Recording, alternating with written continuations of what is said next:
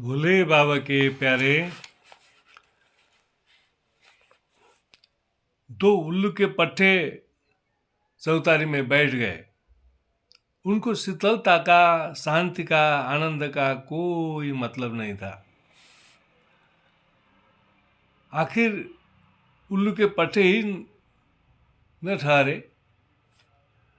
कोई शीर्षक में मुद्दा उठा देते थे, कुछ भी बोल देते थे। वे कुछ भी समय कुछ भी कर सकते थे। उनका कोई भरोसा नहीं था। एक ने राम का प्रशंसा किया तो दूसरा तुरंत ही रावण का प्रशंसक हो ही जाता था।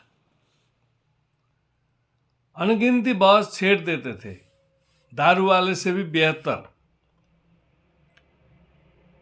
एक ने आस्तिकता का दलील देने लगे तो दूसरा तुरंत ही नास्तिकता का दलील घोल देते थे। ईश्वर से उनका कोई मतलब ही नहीं था और ईश्वर के बारे में उनका कोई अता पता ही नहीं था। मुद्दा कोई भी मिले, सिर्फ बॉस छेड़ना ही उनका मतलब था।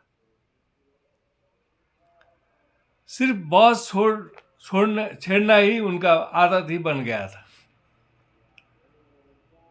एक ने हिटलर का प्रशंसक बनकर खड़ा हो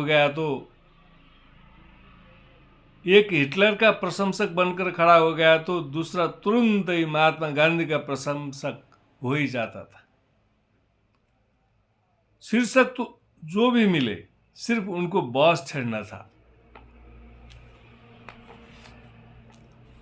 चौतारी में बैठते थे, लेकिन चौतारी का कोई मतलब नहीं था, सरोकारी नहीं था। सिर्फ बॉस छेड़ने के लिए जगह चाहिए था।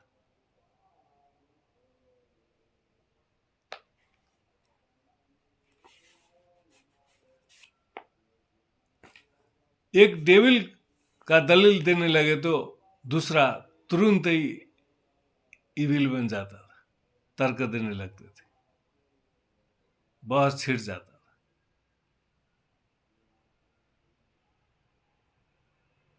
ऐसी हालत, ऐसी दशा में हुए थे।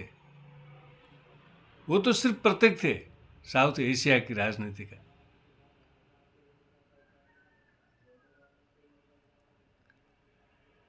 ऐसी हालत किसने बनाया? किस तरह ये दशा बन गया, हो गया,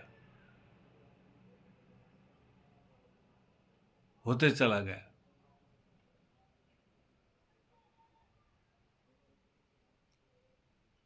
ये तो आप पता ही लगा लेते, क्योंकि आप तो भरपूर बुजुर्ग हैं ना। अपने को बुजुर्ग मानते हैं ना।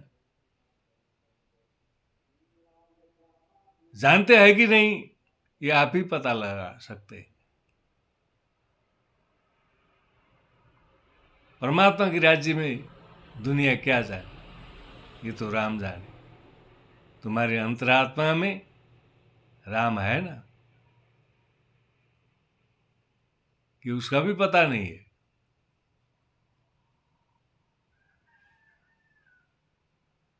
अता पता नहीं होने से भी जिंदगी चल जाता है।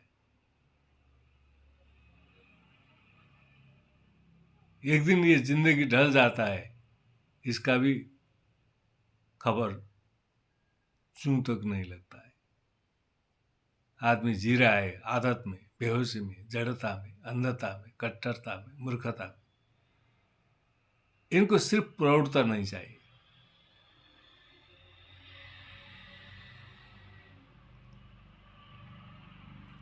परमात्मा के राज्य में कौन क्या कर सकता है?